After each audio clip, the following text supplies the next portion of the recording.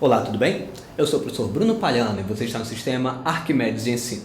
Em nossa aula de hoje, nós vamos falar sobre a nossa primeira classe gramatical. Estou me referindo justamente aos substantivos. Os substantivos são uma classe gramatical que designa todo e qualquer ser da existência. Ou seja, é a classe gramatical que usamos para dar nome a qualquer ser da existência. Assim sendo, toda e qualquer coisa que possua um nome, este nome representa um substantivo. Casa é um substantivo, pois é o nome de um objeto. Bruno é um substantivo, pois é o nome de um ser humano. Fortaleza, Ceará, Brasil são substantivos, pois representam localidades.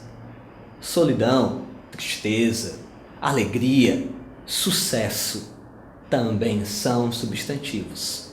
Veja que toda e qualquer coisa que possui um nome é um substantivo. Os substantivos nos cercam e é uma classe gramatical extremamente utilizada por todos nós. Além disso, possui um grupo de classificações. Essas classificações são, em geral, estudadas em pares.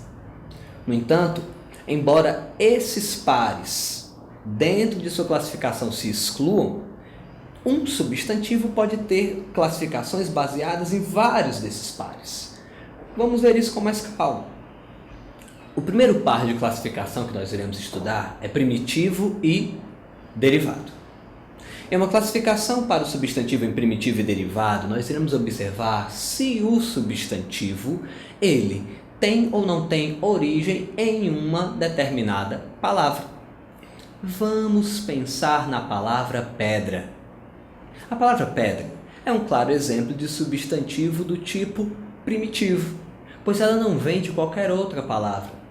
Ou seja, uma palavra, um substantivo, ele pode ser ou primitivo ou derivado, nunca os dois ao mesmo tempo. Um exemplo de substantivo derivado, a palavra pedreiro, que vem, obviamente, da palavra pedra. Além disso, um substantivo também pode ser ou comum ou próprio, nunca os dois ao mesmo tempo. O substantivo comum é aquele que designa qualquer ser da existência. Pedra, qualquer pedra. Porta, qualquer porta. E o substantivo próprio é aquele que designa um ser específico. Brasil, o país chamado Brasil, claro. Bruno, a pessoa que possui o nome Bruno.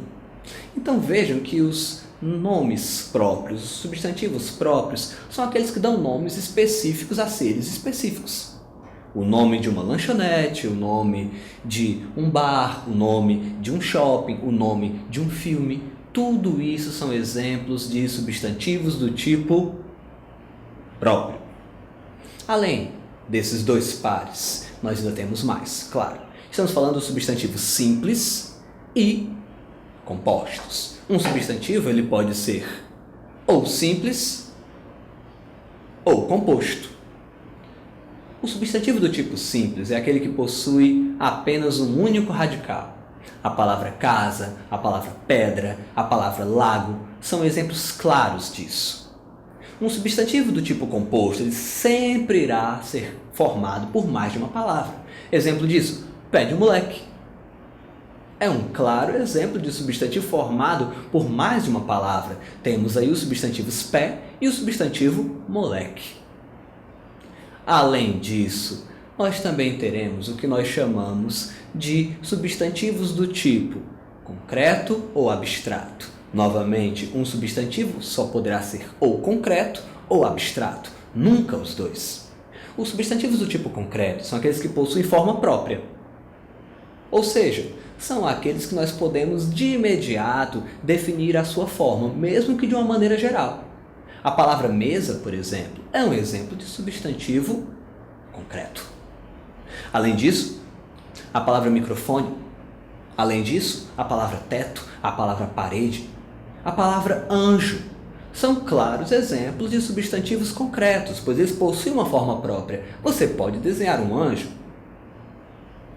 No entanto, na palavra do tipo abstrata, no substantivo do tipo abstrato, nós não teremos essa mesma certeza.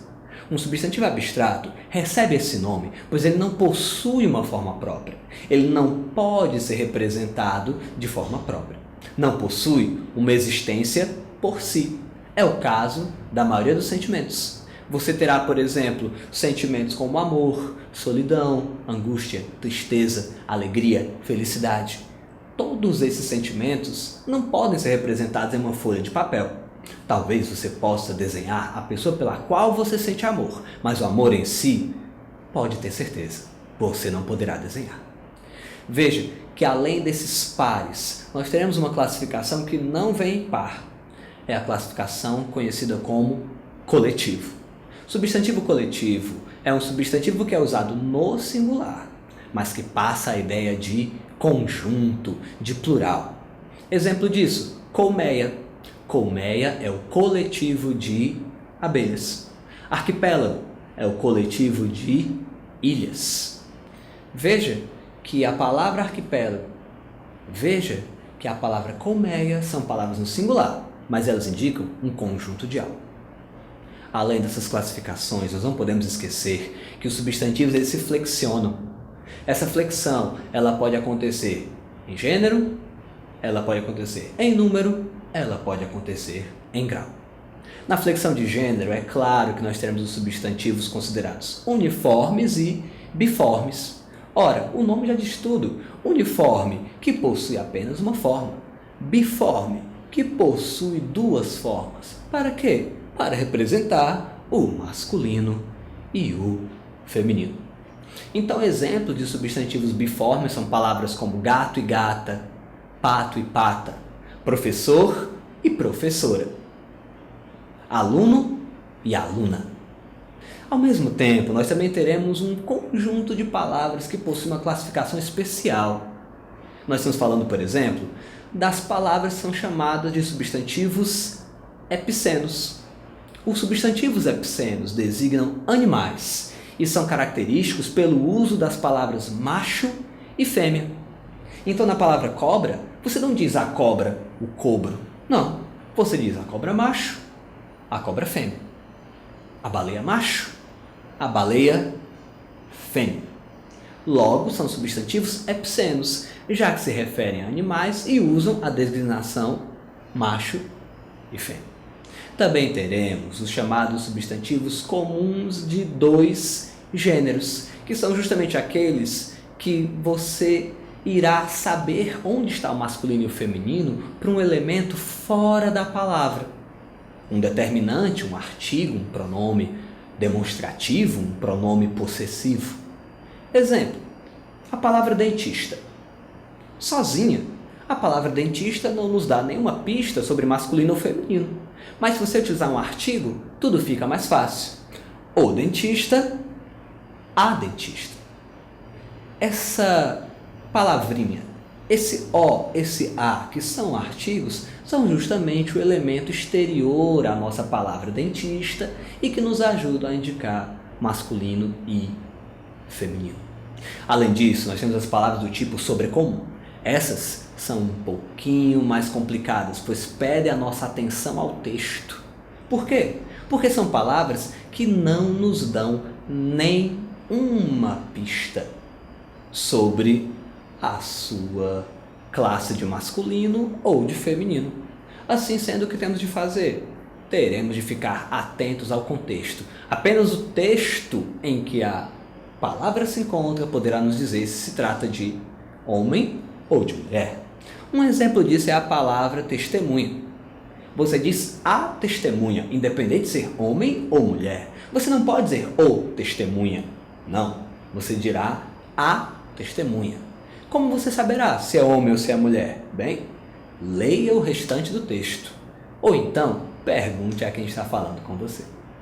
Além disso, nós também teremos outros elementos bem interessantes. Você sabia que algumas palavras, alguns substantivos, são utilizados apenas no masculino ou apenas no feminino? Exemplo disso é a palavra cal. A palavra cal, embora ela seja uma palavra costumeira de se utilizar, volta e meia nos traz determinadas confusões.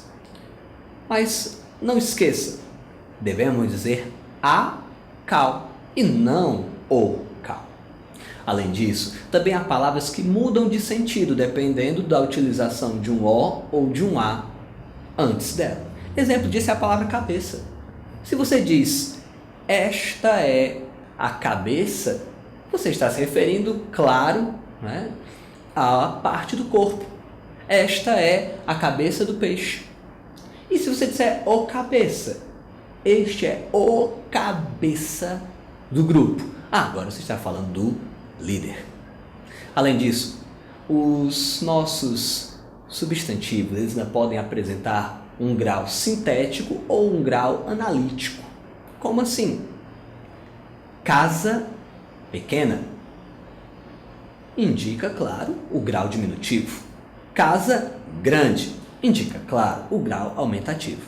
Mas nesses casos, estamos utilizando os adjetivos pequena e grande para fazer o que nós chamamos de grau analítico. No caso, casa grande, analítico aumentativo.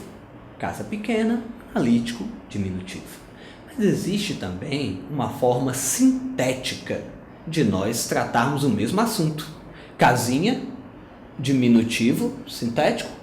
Casarão, aumentativo, sintético. Não deixe de frequentar os nossos fóruns. Faça os exercícios. Até a próxima aula.